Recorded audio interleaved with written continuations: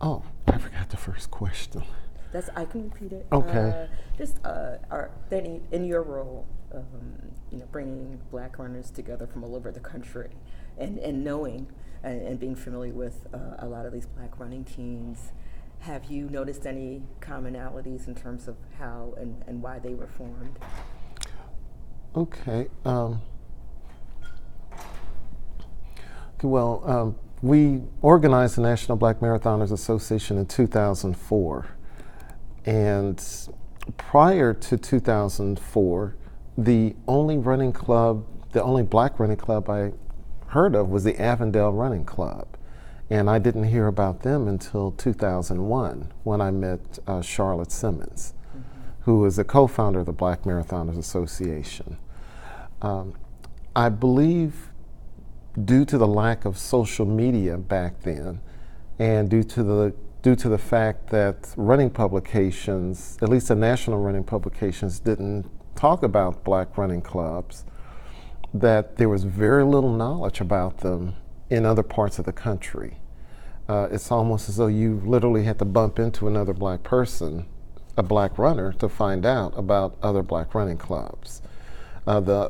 The only one that I had probably heard about was the Pioneer Running Club in New York City, but I also heard that they basically no longer existed. With social media, though, I see more and more groups are just kind of popping up. One person can say, let's all meet at this particular race, or I'm looking at starting a running group, and let's meet at this particular church, this particular location. So social media has brought a lot of people together. It may not be like a formal running club or running group, but they use social media as a way of signaling, we're going to meet here to go for a run. I'm not quite sure what to call those. It's not necessarily formal, but some of them have as many as 30 to 40 people meeting just to go for group runs. Wow. Within the black community, though, I've only known of just a couple of instances where people have tried to organize themselves in that fashion, just using social media. But it's usually a one time of event, like let's all meet up at this particular marathon, or let's meet for a group run once or twice a year. I think that the challenges people have today when they want to try to form a running club, especially a black running club, a black running group, is I think people's hearts are in the right place, but they forget that there is a financial obligation associated with bringing a group of people together. They don't realize that if someone were to get injured, even if it's during a group run, that they could be held liable if they're the person that organized it. And unfortunately, a lot of people don't want to pay anything because they feel they're running in a public park, they are running by themselves, they're not, well, not by themselves, but that the fact that they're running in a public place, that and there's no entry fee, there's no one blocking the streets or what have you, they don't feel that they should have to pay to belong to a particular group of runners. But at the same time, as soon as someone gets injured, they could conceivably be, the person who organized it could conceivably be sued. So there are pros and cons to social media, pros and cons to people leading these running groups. And to me, that's the difference between a running group and a running club. With a running club, you would have to pay a monthly dues. Usually, it's a part of either the Road Runners Club of America or USA Track and Field. And when you pay that particular fee, what that money is used for insurance, so that the group leaders are insured, and if anyone gets injured during one of their organized group runs, that person may be able to file an insurance claim through that particular insurance company.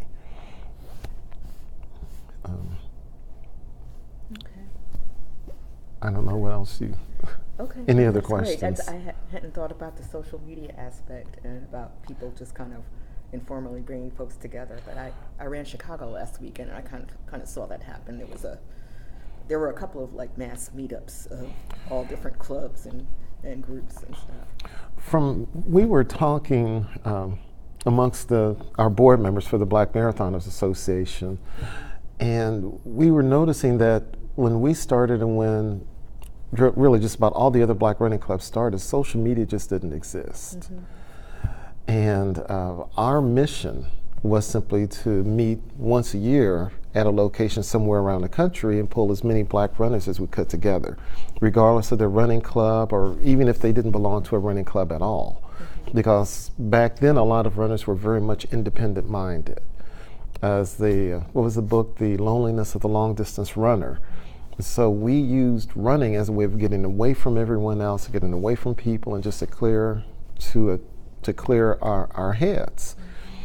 Now, and I don't know if it's a millennial thing or what, but now it seems like everyone wants to run in a group.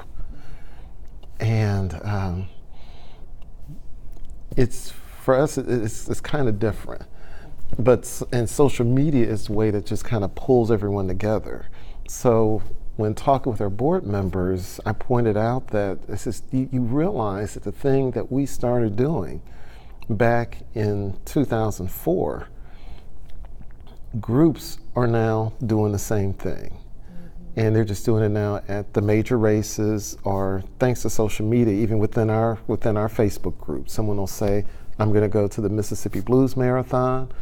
Why don't we get together and grab, have dinner? Or the bigger one yet, I'm going to go to Little Rock or Chicago. Mm-hmm. And I said, when I sit back and look at it, it's really, really good. Mm-hmm. Because they are able to get together, they are able to meet, they're at an event where, thank goodness, there's insurance and everything.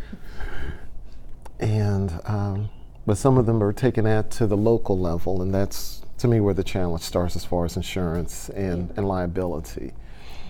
I've talked to someone who, actually I've talked to several people who are leading those type of local group runs. Mm-hmm. And when talking about the liability aspect, their comment was that they were willing to risk their personal assets to support a local running group.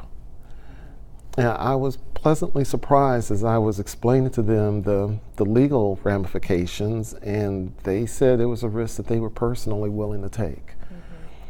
Mm-hmm. So one thing that tells me is that for some people, the health of African Americans is just that important, that they would be willing to risk their personal assets. And that's good on one hand, but I think if I were the person's spouse, it would be very scary on the other hand. Sure. Mm-hmm. Now, focusing on the older teams, more local teams, Avondale and Team Marathon and Southfield Running Partners, what are the benefits to the existence of these sorts of teams to the members?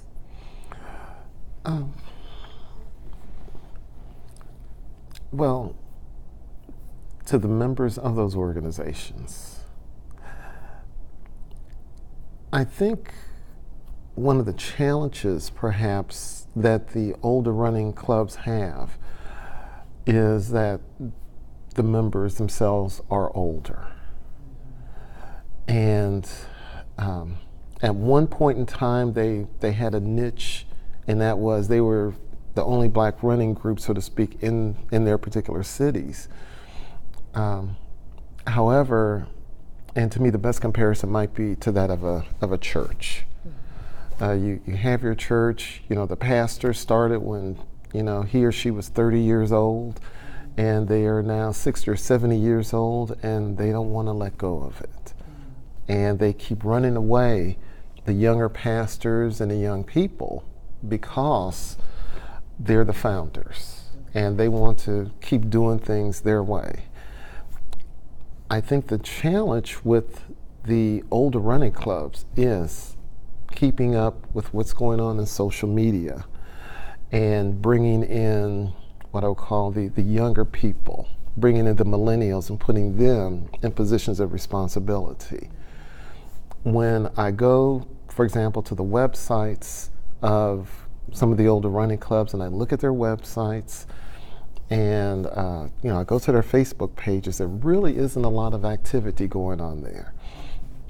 And then just kind of looking at the ages of the individuals in those older running clubs. One of my concerns is that as they die out, the club itself is going to die out unless they bring in that younger group of people.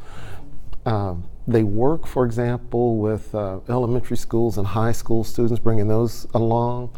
But between the time the person leaves high school and they go to college and the time they, let's say, are an older adult, there's this huge gap there. And that today is where the millennials are. And that's why I said they are into social media. One of the things that we did within our organization was we added a millennial to our board of directors. Alexandra? That was Alexandra. And even though I'm one of the co-founders and I designed our original logo, one of the first things she came on board, she says, the logo has got to go. Which one? And she said, 1865? yes. Oh. She says it has got to go. It's old, it's ancient.